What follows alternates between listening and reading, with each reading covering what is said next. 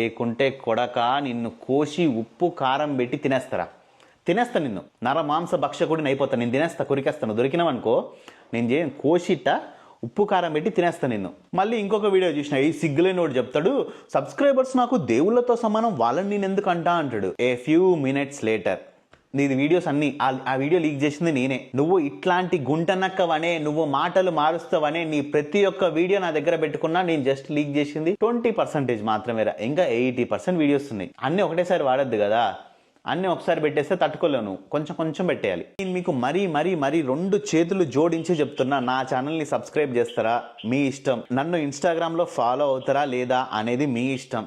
కానీ ఇంకా ఎవరైనా కానీ అన్వేష్ గాడి ఇన్స్టాగ్రామ్లో కానీ వాడి 2 యూట్యూబ్ ఛానల్లో కానీ ఎవరైనా కానీ ఇంకా ఫాలో అవుతూ ఉంటే మాత్రం వెంటనే అన్సబ్స్క్రైబ్ చేసేసేయండి. ఇన్స్టాగ్రామ్లో అన్ఫాలో కొట్టేసి అన్నిటినీ ఇన్స్టాగ్రామ్లో రిపోర్ట్ కొట్టండి. అండ్ అంతే యూట్యూబ్లో కూడా వాడి 2 ఛానల్స్కి రిపోర్ట్లు కొట్టండి. యాజ్ ఏ ఇండియన్స్గా మనకున్న ఫస్ట్ పని ఇప్పుడు ఏమన్నా చేయాల్సింది ఏమన్నా ఉందంటే ఈ ఎదవ యొక్క 2 ఛానల్స్ అండ్ అంతే ఇన్స్టాగ్రామ్ ఐడిని రిపోర్ట్ చేయడం మాత్రమే. దేశం గురించి ఇంకొక యూట్యూబర్ ఎవడన్నా మాట్లాడాలన్నా కూడా వాడికి ఉచ్చబడిపోవాలి. చెప్తున్నా కదా, ఇప్పుడు వీడికి మనం కానీ బుద్ధి చెప్పలేదంటే నెక్స్ట్ ఇంకొకటి వస్తాడు, ఇండియా గురించి ఇంకా మళ్ళీ తప్పుగా మాట్లాడుతాడు, మళ్ళీ ఇంకొకటి వస్తాడు, ఇంకోటి కూడా తప్పుగా మాట్లాడతాడు.